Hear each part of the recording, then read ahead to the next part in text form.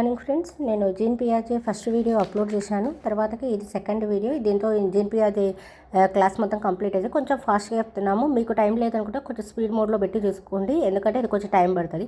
ఇంద్రియ చాలక దశ, జ్ఞానేంద్రియ లేదా సంవేదన దశ.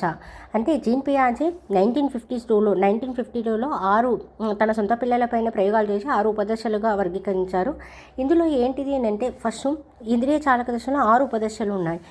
ఏంటివి అని అంటే, సాధారణ ప్రతిచర్యలు 0 నుంచి 1 నెల. అంటే ఒక 1 మంత్ బేబీ ఎలా బిహేవ్ చేస్తాడు. 1 మంత్ బిహేవ్ అంటే నోట్లో వేలు పెట్టుకున్నాడు అనుకోండి, ఆ నోట్లో వేలు పెట్టుకొని అలానే చూసనం చేస్తూ ఉంటాడు. అది ఏంటిదంటే తనకు నచ్చిన పని అలానే కంటిన్యూ చేస్తాడు. ఇది ఏంటిదని అంటే సాధారణ ప్రతిచర్యలు. మళ్ళీ మనం ఇంట్లో చూస్తుంటాం, పిల్లలు నోట్లో వేలు పెట్టుకుంటారు, దాన్ని బయటికి తీస్తుంటారు. నెక్స్ట్ ప్రాథమిక వృత్తాకార స్పందనలు. సో 1 నుంచి 4వ నెలలు మళ్ళీ చేయడానికి ఇష్టపడతారు. ఏంటిది మళ్ళీ ఇలా పిల్లలకి కొందరికి చక్కలు కూడా చేస్తారు. I think you have idea. ఆ పిల్లలు నవ్వుతూనే ఉంటారు కంటిన్యూస్గా. లేకపోతే ఏదైనా శబ్దం చేసామనుకో, బెల్లం తీసుకొని పగలు కొట్టినట్లు ఏదో బొమ్మ తీసుకొని ఊరికే శబ్దం చేస్తే నవ్వుపిస్తే అలానే కంటిన్యూగా నవ్వుతూనే ఉంటారు. సో దాన్ని ఏమంటారంటే ప్రాథమిక వృత్తాకార స్పందనలో 1 నుంచి 4 నెలల్లో ఇలా బిహేవ్ చేస్తారండి. ద్వితీయ వృత్తాకార స్పందనలు. సో 4 నుంచి 8వ నెలల్లో పిల్లలకు ఏంటిదంటే బట్టలు, తన వేసుకునే బట్టలు, తన శరీరము వేరువేరు అని తెలియదు. ఫస్ట్లో ఈ పైన రెండిట్లలో ఆ విషయం తెలీదు. అప్పుడు ఎలా ఫీల్ అవుతారంటే, ఈ దశకు వచ్చేవరకు 4 నుంచి 8వ నెల దశకు వచ్చేవరకు తన వేసుకున్న బట్టలు, తన శరీరం వేరు అని తెలుసుకుంటారు. ఓకే, నెక్స్ట్ ద్వితీయ వృత్తాకార స్పందనలు సమన్వయం. 8 నుంచి 12 నెలల్లో పిల్లలు ఎలా బిహేవ్ చేస్తారు. ఇక్కడ మెయిన్ ఏంటిదంటే వస్తువు స్థిరత్వ భావన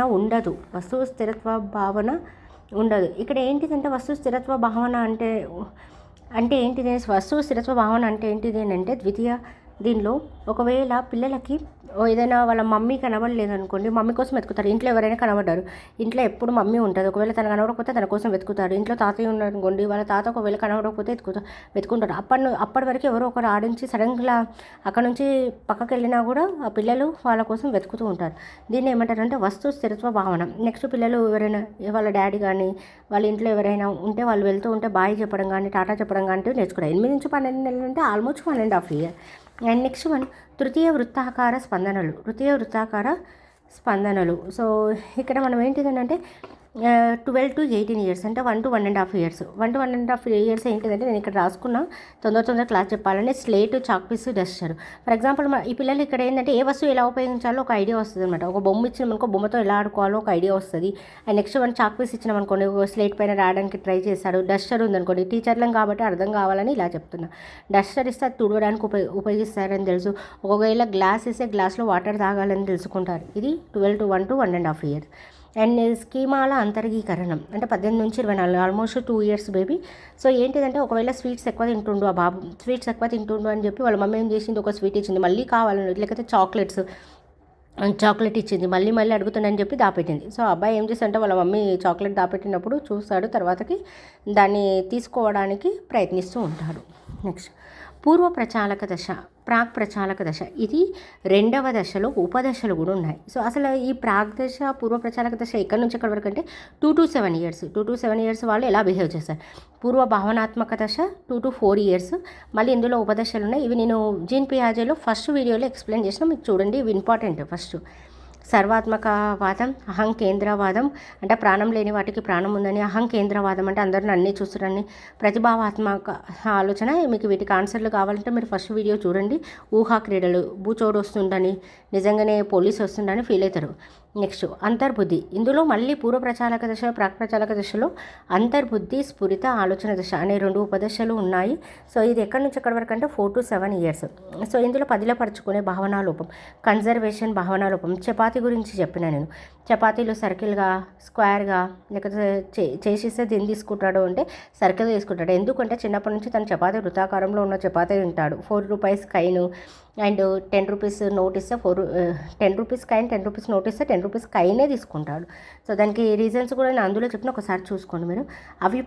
అవిపర్యాత్మక భావనాలోపం అంటే ఏంటిది? అవిపర్యాత్మక భావనాలోపం అంటే ఏంటిది? ఇప్పుడు ఇక్కడ ఏంటిదంటే తెలంగాణ స్టేట్ హైదరాబాద్ అని చెప్తాడు. తెలంగాణ రాజధాని హైదరాబాద్ అని నేర్చుకుంటాడు. ఓకే, తెలంగాణ స్టేట్ యొక్క రాజధాని హైదరాబాద్ అని నేర్చుకుంటాడు. హైదరాబాదు ఏ రాష్ట్రానికి రాజధాని? హైదరాబాదు రాజధాని. ఈ రాజధాని ఏ రాష్ట్రానికి అని అడిగితే చెప్పడు. అంటే ఈ లోపం ఉంటుంది అందులో. ఇప్పుడు 3 9s 27 అని నేర్చుకుంటాడు. మరి నేను 9 3s ఎంత అంటే చెప్పలేరు పిల్లలు. సో ఇదే అవిపర్యాత్మక భావన లోపం. ఓకేనా. నెక్స్ట్ మూర్త ప్రచాలక దశ. మూర్త ప్రచాలక దశ అంటే మూర్తము అంటే ఏంటిది? కంటికి కనబడేవి మూర్తము. So 7 to 11 years. చూడండి, నేను ఒక ఎగ్జాంపుల్ ఇలా రాసుకున్నాను. ఇప్పుడు ఇక్కడ ఒక సుజాత అనే అమ్మాయి ఉంది. ఆ సుజాత అమ్మాయి ఇంత హైట్ ఉంది, ఎంతో కొంత హైట్ ఉంది, ఆమెను చూపించినాం. తర్వాతకి నెక్స్ట్ అనిత అనే ఒక అమ్మాయిని చూపించిన, ఆమె ఎంతో కొంత హైట్ ఉంది. నెక్స్ట్ సునీత అనే ఒక అమ్మాయిని చూపించిన, ఆమె ఎంత కొంత హైట్ ఉంది.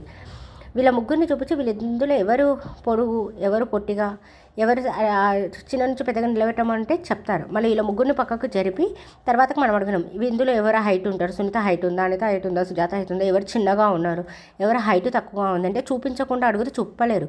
చూపిస్తేనే మాత్రమే చెప్తారు. మీ ఇంటికి దారి ఎక్కడ అంటే వాళ్ళ ఇంటికి తీసుకెళ్తాడు, కానీ మీ ఇంటికి దారి ఎక్కడ అని చెప్తే ఆ అబ్బాయి మనకి ఎక్స్ప్లెయిన్ చేయలేడు అనమాట. సో మీ ఇల్లు ఎక్కడ ఉంది అంటే చెప్పలేడు అనమాట ఈ స్టేజ్లో. నెక్స్ట్ అమూర్త ప్రచాలక దశ, నియత ప్రచాలక దశ. So 11 to 15 years. అమూర్తము అంటే కంటికి కనబడనివి. సో ఇక్కడ ఏంటిదంటే అబ్బాయికి ఇప్పుడు చెప్పగలుగుతాడు, మీ ఇల్లు ఎక్కడ ఉందంటే చెప్పగలుగుతాడు. అక్కడ ఇందాక అడిగినాం కదా, సుజాత అనిత సునీతలు ఎవరు హైట్ అంటే వీళ్ళు పక్కకు జరిగినా కూడా తర్వాత చెప్పగలుగుతారు. వీళ్ళని ఒకసారి చూపించి వాళ్ళని పక్కకు జరిపినా కూడా వాళ్ళు చెప్పగలుగుతారు. ఇంకొకటి కొన్ని ఏర్పడతాయి. న్యాయం అంటే ఏంటిది, ప్రజాస్వామ్యము అంటే ఏంటిది, నీతి నిజాయితీ అంటే ఏంటిది, హోటు ఎందుకు, నీతి నిజాయితీ అంటే ఏంటివి, ఇలాంటి పదాలకు కూడా తనకు ఒకటి ఐడియా వస్తుంది. నిజాయితీ, సో నిజాయితీ అంటే ఏంటివి అనే వాటికి కూడా ఒకటి వస్తుంది. So if you like my video please share and subscribe. చాలామంది చూస్తున్నారు, సబ్స్క్రైబ్ చేసుకోవట్లేదు, సబ్స్క్రైబ్ చేసుకోండి. ఇవి మీకు కంపల్సరీ యూజ్ అయితే ఇందులో నుంచి క్వశ్చన్స్ వస్తాయి. అప్లికేషన్ క్వశ్చన్స్ ఎలా వస్తాయనే వాటికి కూడా నేను మీకు మామూలుగా ఒక క్వశ్చన్ అప్లోడ్ చేస్తాను షార్ట్లో, దానికి ఆన్సర్ ఇవ్వండి. కంపల్సరీ మ్యాక్సిమం రావడానికి చాలా యూజ్ ఉంటుంది మీకు. కొంచెం హార్డ్ వర్క్ చేయండి. Thank you so much.